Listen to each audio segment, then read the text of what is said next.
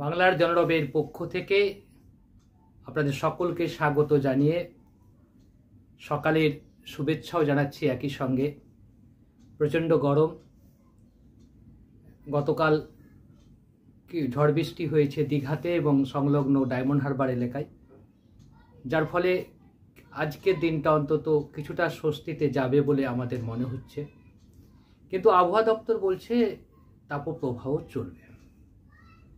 গতকাল আমাদের ভিডিওতে আমরা যা বলেছি, বিশ্লেষণ করেছি, তা নিয়ে অনেক বিতর্ক হয়েছে।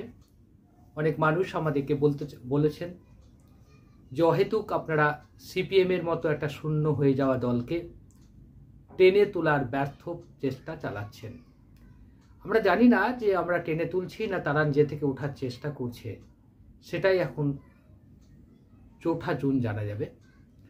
আর একটা বিষয় আমরা বলবো যে কটা মিডিয়া যেভাবে একটা হাইপ তোলার চেষ্টা করছে যে তৃণমূলের পরেই বিজেপির স্থান, অর্থাৎ হয় তৃণমূল নয় বিজেপি, এই হাইপটা যে কতটা সত্য, কতটা বাস্তব, কতটা অবাস্তব, সেটা 4 জুন আপনারা বুঝতে পারবেন।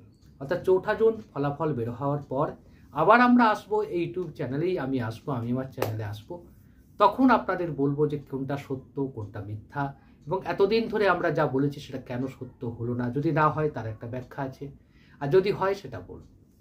আজকে আমরা আলোচনার মধ্যে সরাসরি চলে যাব এই কারণেই যে তৃতীয় দফার যে লোকসভা ভোট আমাদের রাজ্যে অনুষ্ঠিত হচ্ছে সেটা 7ই মে।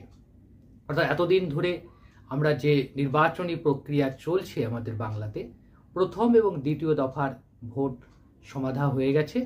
তৃতীয় দফার যে ভোট হবে সেটা হচ্ছে 7ই মে হবে, অর্থাৎ আজ থেকে আর 7 দিন পর, অর্থাৎ 7 দিন পর আজকে 2 তারিখ, 2রা মে, সময়ের বিচারে মাত্র 5 দিন, হয়তো আর 3-4 দিন প্রচার পর্বটা চলবে। এরই মাঝে আমরা দেখলাম যে শুধুমাত্র মালদা, 2টো মালদা লোকসভা আসনের এলাকাতে তৃণমূল কংগ্রেসের 2 সুপ্রিমো অর্থাৎ অভিষেক বন্দ্যোপাধ্যায় এবং মমতা বন্দ্যোপাধ্যায় দুবার ঘুরে গেলেন। এবং কেন ঘুরে গেলেন সেটা নিয়ে আমরা একটা তাৎপর্যপূর্ণ আলোচনা করব। তার আগে আমরা বলবো যে প্রথম দফার নির্বাচন হয়েছিল 3টে লোকসভা কেন্দ্রে 19শে এপ্রিল। কি ছিল 3টে লোকসভা কেন্দ্র? জলপাইগুড়ি, আলিপুরদুয়ার আর কোচবিহার। এই 3টে লোকসভা কেন্দ্রের মধ্যে একটি লোকসভা কেন্দ্র সম্ভবত তৃণমূল কংগ্রেস পেয়ে যাবে, সেটা হচ্ছে জলপাইগুড়ি লোকসভা কেন্দ্র। কারণ জলপাইগুড়ি লোকসভা কেন্দ্রের বাম কংগ্রেসের যে উত্থানটা হয়েছে, সেই উত্থানের যদি ধারাবাহিকতা থাকে তাহলে এখানে কিন্তু তৃণমূল কংগ্রেস জিতবে। অনেকের সেফোলজিস্ট মন্তব্য করছেন যে কোচবিহারের আসনটাও বিজেপির হাতছাড়া হতে পারে, তবে আমাদের কাছে তেমন কোনো খবর নেই। একটা খবর আছে যে কোচবিহার লোকসভা কেন্দ্রের জয়ের মার্জিনটা খুব কাছাকাছি যে জয় পরাজয় হবে, এবং 1% বা 2% ভোটের যদি এদিক ওদিক হয় তাহলে কিন্তু কোচবিহার লোকসভা কেন্দ্রটা বিজেপির হাতছাড়া হয়ে যেতে পারে। আরেকটা কথা, কোচবিহার লোকসভা কেন্দ্রের বাম কংগ্রেস প্রার্থী যদি সেভাবে মুসলিম ভোট না পায়, মুসলিম ভোটের বড় অংশ যদি তৃণমূল কংগ্রেসের দিকে ঝুঁকে যায়, সেক্ষেত্রে কিন্তু নিশীথ পরামানিকের জয়লাভ করাটা খুব কঠিন হয়ে যাবে। এটা গেল প্রথম পর্বের নির্বাচনের। দ্বিতীয় পর্বে নির্বাচন হয়েছে 3টে লোকসভা কেন্দ্রে, সেটা হচ্ছে রায়গঞ্জ, দার্জিলিং আর হচ্ছে বালুরঘাট। এই রায়গঞ্জ লোকসভা কেন্দ্রতে এবারে বাম কংগ্রেস প্রার্থী আলী ইমরান ভিক্টরের জয়লাভের সম্ভাবনা সবচেয়ে উজ্জ্বল। আমরা আবারও বলছি, এই কথাটা আমরা খুব জোর দিয়ে বলছি, 4 জুন আপনারা দেখে নেবেন। জয় পরাজয় হতেই পারে, হয়তো আলী ইমরান হেরে যেতেও পারে, কিন্তু এই জয় পরাজয়টা হবে কংগ্রেস বনাম বিজেপির মধ্যে লড়াই হবে। তৃণমূল কংগ্রেস এখানে 3য় পজিশনে চলে যাবে, 3য় জায়গায়, 3য় স্থান দখল করবে। আর বালুরঘাট লোকসভা কেন্দ্রে কিন্তু বিপ্লব মিত্র অঘটন ঘটাতে পারে বলে আমরা মনে করছি, এবং আমাদের কাছে সেরকমই তথ্য আসছে যে বালুরঘাট লোকসভা কেন্দ্রে এবারে বিজেপি রাজ্য সভাপতির জয়ের সম্ভাবনা খুব ক্ষীণ, এটা মাথায় রাখতে হবে। আর যাই হোক, এবার 3য় দফার যে নির্বাচন অনুষ্ঠিত হবে, এই 3য় দফার যে নির্বাচনটা যে কেন্দ্রগুলোতে হবে, এখানেই প্রকৃতপক্ষে বাম কংগ্রেস জোটের শক্তি পরীক্ষা বলা যেতে পারে। এখানে একটা প্রসঙ্গে বলে দেব যে আমরা যে সমীক্ষা করছি তার সঙ্গে অনেকের হয়তো মিলছে না, অনেকে অন্যরকম ভাবে বলছেন, কিন্তু আমরা খুব স্পষ্ট করেই বলি, খুব সহজ কথাকে সহজ ভাষায় বলার চেষ্টা আমরা করছি, আপনারা একটু বোঝার চেষ্টা করবেন। 2021-এর বিধানসভা নির্বাচনের ফলাফলকে সামনে রেখে এখানে তৃণমূল কংগ্রেসকে সবসময় এগিয়ে রাখছে মিডিয়াগুলো। আসলে 2021-এর বিধানসভা নির্বাচনের ফলাফলটা ছিল একটা ব্যতিক্রমী ফলাফল। এই সহজ কথাটা আমাদেরকে প্রথমেই বুঝে নিতে হবে এবং মিডিয়া হাউসগুলোরও বুঝে নেওয়া উচিত যে 2021-এর বিধানসভা নির্বাচনের যে ফলাফল মালদা এবং মুর্শিদাবাদে হয়েছে সেটা ব্যতিক্রমী ফলাফল। কারণ ওই সময় ওই এলাকার যে সংখ্যাগুরু অংশ যেটা মুসলমান সম্প্রদায়, তারা কিন্তু ঢেলে তৃণমূল কংগ্রেসকে ভোট দিয়েছে। তারা মনে করেছে যে বিজেপিকে যদি আটকাতে পারে সেটা মমতা বন্দ্যোপাধ্যায়ের পক্ষেই সম্ভব, আর যদি কোনো কারণে বিজেপি পশ্চিমবাংলায় ক্ষমতায় এসে যায় তাহলে মমতা বন্দ্যোপাধ্যায় তাদেরকে প্রোটেকশন দিতে পারবে, তাদের পাশে দাঁড়াবে। এই বিশ্বস্ততা থেকে মমতা বন্দ্যোপাধ্যায়কে ওই দুই জেলার মুসলিমরা ঢালাও ভোট দিয়েছে। তার মানে এটা নয় যে লোকসভা নির্বাচনেও সেই ভোটটা ঢালাও দেবে। এইটা এখানটাই হচ্ছে আমাদের বোঝার বিষয় আছে। চতুর্থ দফার যে নির্বাচনটা অনুষ্ঠিত হবে সেখানে আমরা দেখতে পাচ্ছি সেটা হবে আপনার 4টে লোকসভা কেন্দ্র। তৃতীয় দফার যে 7ই মে যেখানে ভোট হবে সেটা 4টে লোকসভা কেন্দ্রের মধ্যে ভোটটা হবে। কি কি 4টে? মালদা উত্তর, মালদা দক্ষিণ, জঙ্গিপুর আর মুর্শিদাবাদ। এখানে আমরা যদি দেখি যে মালদা উত্তরে আছেন বিশিষ্ট পুলিশ অফিসার, যিনি রিজাইন দিয়ে সম্প্রতি পদত্যাগ করে তৃণমূল কংগ্রেসের যোগ দিয়ে প্রার্থী হয়েছেন, তিনি হচ্ছেন প্রসূন বন্দ্যোপাধ্যায়, তৃণমূল প্রার্থী। আর সিপিএম এর প্রার্থী সিপিএম কংগ্রেস জোটের প্রার্থী আছেন মোস্তাক আলম, প্রবীণ কংগ্রেস নেতা, দুবারের এমএলএ এবং হরিশ্চন্দ্রপুর এলাকার খুব প্রভাবশালী নেতা, যথেষ্ট মালদা জেলাতে তার সাংগঠনিক দক্ষতা নিয়ে কোনো প্রশ্ন নেই, মোস্তাক আলম। আর যিনি এখন বর্তমান যিনি সাংসদ, প্রাক্তন সিপিএম নেতা এবং বর্তমানে বিজেপির সাংসদ খগেন মুর্মু রয়েছেন এখানে প্রার্থী। মূল লড়াই হবে কংগ্রেসের সঙ্গে বিজেপির, কারণ এটা খুব স্পষ্ট করেই বলে দেওয়া যায় কংগ্রেসের সঙ্গে বিজেপির লড়াই হবে মালদা উত্তরে। মালদা দক্ষিণে আমরা দেখব, মালদা দক্ষিণে এবারে প্রার্থী পরিবর্তন করেছে কংগ্রেস। ঈশা খান চৌধুরী অর্থাৎ গনি খান চৌধুরীর ভাইপোকে এখানে প্রার্থী করা হয়েছে এই কেন্দ্রে। আর শিরূপা মিত্র চৌধুরী বলে বিজেপির ক্যান্ডিডেট রয়েছেন, যিনি ইংলিশ বাজার এর বিধায়ক, ইংলিশ বাজার বিধানসভা এলাকার বিধায়ক। আর তৃণমূল কংগ্রেসের প্রার্থী হয়েছেন সানওয়াজ আলী রাইহান। এখানেও তৃণমূল কংগ্রেস তৃতীয় পজিশনে থাকবে, প্রথম পজিশনে থাকবে না। প্রথম তো থাকবেই না, দ্বিতীয় স্থানও দখল করতে পারবে না। এরপরে আমরা দেখব তৃতীয় স্থানে যদি আমরা যাই, তার তৃতীয় লোকসভা আসনটা হচ্ছে মুর্শিদাবাদ লোকসভা আসন। এখানে প্রার্থী আছেন মোহাম্মদ সেলিম, সিপিএম এর পক্ষ, বাম কংগ্রেস জোটের প্রার্থী। তৃণমূল কংগ্রেসের প্রার্থী হচ্ছেন আবু তাহের খান, বর্তমান সাংসদ, এবং বিজেপির প্রার্থী হচ্ছেন গৌরী শঙ্কর ঘোষ, যিনি হচ্ছেন মুর্শিদাবাদ বিধানসভা কেন্দ্রের বিধায়ক। জঙ্গিপুর লোকসভা কেন্দ্রে প্রার্থী আছেন তৃণমূল কংগ্রেসের খলিলুর রহমান, যিনি বর্তমান সাংসদ। কংগ্রেসের আছেন মুর্তজা হোসেন অর্থাৎ বকুল, যিনি কংগ্রেসের প্রার্থী, আর বাম কংগ্রেসের প্রার্থী। আর বিজেপির প্রার্থী আছেন ধনঞ্জয় ঘোষ। এছাড়া অন্যান্য ছোটখাটো দলগুলো আছেন এখানে। এবার আমরা একটু পর্যালোচনায় যাব। পর্যালোচনাটা খুব কষ্ট করে করলেই আপনারা পরিষ্কার হয়ে যাবে যে কেন এখানে শক্তি বেড়েছে। বিধানসভা নির্বাচনের নিরিখে এই চত্বরে যদি আমরা দেখি, বিধানসভা নির্বাচনটা যদি আমরা খুব ভালো করে দেখি, সেখানে দেখব যে এই চত্বরে কংগ্রেস এবং বামেদের কোনো আসন নেই।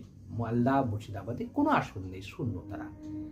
কিন্তু বিধানসভা নির্বাচনের পরে 2023-এর যে পঞ্চায়েত নির্বাচন, এখানে কিন্তু কাঁটায় কাঁটায় লড়াই করেছে বাম কংগ্রেস জোট তৃণমূলের সঙ্গে, এবং সেই লড়াইটা এতটাই তীব্র ছিল, তৃণমূল কংগ্রেস যদি প্রশাসনকে কাজে না লাগাতো তাহলে এনটিআর মুর্শিদাবাদ, এনটিআর মালদা জেলা পুরোটাই বাম কংগ্রেস দখল করে নিত। শুধুমাত্র প্রশাসনকে কাজে লাগিয়ে তৃণমূল কংগ্রেস গত পঞ্চায়েত নির্বাচনে কিছুটা সাফল্য দেখাতে পেরেছে। কিন্তু আবার এটাও ঠিক যে তৃণমূল কংগ্রেসের পঞ্চায়েত মেম্বার এবং প্রধানরা এতটাই ভীতু হয়ে পড়েছেন, তারা এখন বাইরে বেরোতে পারেন না। অর্থাৎ কংগ্রেস এবং বাম কংগ্রেসের শক্তি মালদা এবং মুর্শিদাবাদে অনেকটাই বৃদ্ধি পেয়েছে, যেটা কল্পনাতীত আমাদের কাছে। যারা ওই এলাকা খোঁজ খবর রাখেন তারা বিষয়টা খুব ভালোভাবে উপলব্ধি করতে পারবেন। আমি এবার একটু বিস্তারিত আলোচনা করব। সে আলোচনাটা হচ্ছে, আমরা একটু মুর্শিদাবাদ থেকে আলোচনা করি। মুর্শিদাবাদ লোকসভা কেন্দ্রটা বামেদের কেন্দ্র বললে ভুল হবে না, কেন বামেরাই দীর্ঘদিন জিতেছিলেন। এখানে সৈয়দ বদরুদ্দোজা এখান থেকে এমপি ছিলেন। তারপর থেকে আমরা দেখব যে বামেদের দখলেই এই কেন্দ্রটা চলে যায়। পরবর্তীকালে আমরা দেখতে পাবো, প্রথমের দিকে স্বাধীনতার পরে কংগ্রেস ছিল, তারপরেই দেখা গেল যে এখানে সৈয়দ বদরুদ্দোজা ভোটে জিতলেন, বদরুদ্দোজা দুবার জিতলেন, তারপরে মুসলিম লীগ, তারপর থেকেই বামেদের দখলে চলে গিয়েছিল এই কেন্দ্রটি। বামেদের সমর্থনে জনতা দলও এখানে প্রার্থী হয়েছিল, জনতা দলের প্রার্থী এখান থেকে নির্বাচিত হয়ে সংসদে গিয়েছিল। যাই হোক, মুর্শিদাবাদ লোকসভা কেন্দ্রে যদি 2009-এর ফলাফল থেকে আমরা ধরি, তাহলে দেখব যে ওখানে যিনি কংগ্রেস প্রার্থী ছিলেন আব্দুল মান্নান হোসেন, তিনি 4,96,348টা ভোট পেয়ে বিজয়ী হয়েছিলেন। কিন্তু উল্টো দিকে সিপিএম প্রার্থী ভোট পেয়েছিল 4,60,701টা। অর্থাৎ কংগ্রেস 2004-এর পর এই কেন্দ্রটি দখল করে নেয় এবং তারপর থেকেই মোটামুটি আছে। এবং আমরা আবার দেখব 2009-এর পর 2014-তে এই কেন্দ্রতে আবার জিতছে। কে জিতছে? সিপিএম প্রার্থী বদরুদ্দোজা খান পাচ্ছে 4,26,947টি ভোট, আর আব্দুল মান্নান হোসেন 4,08,449টি ভোট। কিন্তু এখানে টিএমসির যিনি ক্যান্ডিডেট ছিলেন, প্রার্থী ছিলেন মোহাম্মদ আলী, তিনি ভোট কেটেছিলেন 2,89,027টি, এবং সুজিত কুমার ঘোষ যিনি বিজেপি প্রার্থী ছিলেন, তিনি 1,01,161টি ভোট পেয়েছিলেন। 2019 সালে আমরা দেখব যে এই কেন্দ্রতে আমরা দেখতে পাচ্ছি যে 2014-তে আব্দুল মান্নান 4,08,000 ভোট পেয়েছিল, আর মোহাম্মদ আলী টিএমসির যিনি প্রার্থী তিনি পেয়েছিলেন 2,89,000 ভোট। সেটাই আমরা দেখতে পাবো, প্রায় অবিরতভাবেই আমরা দেখতে পাবো দুটো ভোট প্রায় শিফট হয়। কংগ্রেসের ভোট আর তৃণমূলের ভোট প্রায় কাছাকাছি চলে এসেছিল। তার জন্য আমরা দেখব যে 2019-এর মানে এই কেন্দ্র থেকে যিনি জিতছেন আবু তাহের খান, তিনি 6,04,346টা ভোট পাচ্ছেন, এবং আবু হেনা 2019-এ যিনি হেরে গিয়েছিলেন, তিনি কংগ্রেসের প্রার্থী হিসেবে 3,77,929টা ভোট পেয়েছিলেন, আর হুমায়ুন কবির 2,89,809টা ভোট পেয়েছিলেন বিজেপি ক্যান্ডিডেট হিসাবে। এবার আমরা দেখব যে জঙ্গিপুর লোকসভা কেন্দ্রের কি অবস্থা। জঙ্গিপুর লোকসভা কেন্দ্রটা 2004 সাল থেকে জিতে আসছিলেন মানে প্রণব মুখোপাধ্যায় রাষ্ট্রপতি হয়ে যাওয়ার পর 2012 সালে এখানে উপনির্বাচন হয়। সেই উপনির্বাচনে আমরা দেখব মাত্র 2,500 ভোটের 2,2600 ভোটের ব্যবধানে জয়লাভ করে তার ছেলে অভিজিৎ মুখার্জি। তিনি হারিয়েছিলেন সিপিএম এর মুজাফফর হোসেনকে। 2014 সালে আমরা দেখব তিনি অভিজিৎ মুখার্জি জিতছেন, কিন্তু খুব অল্প ভোটের ব্যবধানে, 8,000 ভোটের ব্যবধানে জিতছেন। 2019-এ এই কেন্দ্রটিতে তৃণমূল কংগ্রেস প্রার্থী করে খলিলুর রহমানকে। খলিলুর রহমান এখানে প্রায় 5,62,838টা ভোট পেয়ে যায়। এখানে লড়াই হয় বিজেপি 3,17,000 ভোট পায়, মাহফুজা খাতুন দাঁড়িয়েছিলেন এখানে, আর অভিজিৎ ভোট পায় 2,55,836টা, অর্থাৎ কংগ্রেস পেয়েছিল। জুলফিকার আলী অর্থাৎ সিপিএম পায় 95,000 ভোট। অর্থাৎ সিপিএম কংগ্রেসের এখানে ভোট 3.5 লাখের মতো এখন আছে, যেটা সিপিএম এর ছিল 3,70,000 2014-তে। এর মালদা দক্ষিণটা যদি আমরা দেখি, মালদা দক্ষিণে 2014-তে আবু হাসেম খান ভোট পেয়েছিল 3,80,291টি, সিপিএম পেয়েছিল 2,09,480টি, টিএমসি পেয়েছিল 1,92,632টি, বিজেপি পেয়েছিল 2,16,181টি। 2014 সালে এখানে তৃণমূল কংগ্রেস 4th পজিশনে ছিল, অর্থাৎ 4র্থ স্থান দখল করেছিল। 2019-এ আমরা দেখব, এখানে 2019-এ আমরা দেখব আইএনসি কংগ্রেস প্রার্থী আবু হাসেম খান পেয়েছিল 4,44,270টি, আর বিজেপি পেয়েছিল 4,36,048টি, টিএমসি পেয়েছিল 3,51,353টি ভোট, অর্থাৎ টিএমসির ভোট অনেকটাই বেড়েছিল মালদা দক্ষিণে। এবার আমরা যদি মালদা উত্তরটা একটু পর্যালোচনা করি। মালদা উত্তরে আমরা কি দেখব, যে মালদা উত্তরে 2014-তে ভোট পেয়েছিল বিজেপি 1,79,000, আর টিএমসি পেয়েছিল 1,97,000, আদার্স অর্থাৎ বামফ্রন্ট পেয়েছিল, সিপিএম পেয়েছিল 3,88,609টা, মানে কংগ্রেস পেয়েছিল 3,88,609, আর বামেরা পেয়েছিল 3,22,904। লড়াই হয়েছিল বামেদের সঙ্গে কংগ্রেসের লড়াই হয়েছিল। কংগ্রেসের প্রার্থী ওখানে মৌসুম ব্যানার্জি জয়লাভ করেছিল। এবারে আমরা দেখব যে 2019-এ এসে এই চিত্রটা কিভাবে পাল্টে যাচ্ছে, দেখলেই বোঝা যাবে। মালদা উত্তরে বিজেপি পাচ্ছে 5,09,524টা ভোট, টিএমসি পাচ্ছে 4,25,236টা ভোট, অর্থাৎ পুরোটাই পাল্টে গেল। কংগ্রেসের ভোট অনেকটাই বেরিয়ে গেল তৃণমূলের দিকে, এবং যার ফলে 2019-এ হেরেছে। এবং 2024-এ তাহলে কি হবে সেটাই এখন আলোচ্য বিষয় আমাদের কাছে। আপনাদের কাছে বিস্তারিত বিষয়টি আমরা বললাম, কিন্তু অঙ্কের বিচারে 2021-এর বিধানসভা নির্বাচনের নিরিখে দেখা যাবে যে এই চত্বর থেকে কংগ্রেস নো হয়ার হয়ে গেছে, কংগ্রেসের কোনো অস্তিত্ব নেই। তারপরে আমরা দেখব যে 2023 সালের পঞ্চায়েত নির্বাচনে ব্যাপকভাবে জনসমর্থন নিয়ে এই চত্বরে ওরা যথেষ্ট দক্ষতা দেখিয়েছে বাম কংগ্রেস জোট। এই হিসাবে আমরা বলতে পারি যে বাম কংগ্রেস জোট মালদা উত্তর লোকসভা কেন্দ্রে যাকে প্রার্থী করেছে মোশতাক আলমকে, তিনি জয়লাভ করবেন। তার জেতার সম্ভাবনা সম্ভব উজ্জ্বল, জেতার সম্ভাবনা সবচেয়ে বেশি। আর মালদা দক্ষিণে আবু হাসিম খান চৌধুরীর ছেলে ঈশা খান চৌধুরী এবারে আরো বেশি ভোটের ব্যবধানে জিতবে, যদিও বিধানসভার ভোটের নিরিখে এই চত্বরটা পুরোটাই কংগ্রেস হেরে আছে, ব্যাপক ভোটে হেরে আছে। তা সত্ত্বেও বলবো যে কংগ্রেস প্রার্থী এখানে জয়লাভ করবে। আর মুর্শিদাবাদ লোকসভা কেন্দ্রে মোহাম্মদ সেলিম জেতার সম্ভাবনা সবচেয়ে উজ্জ্বল।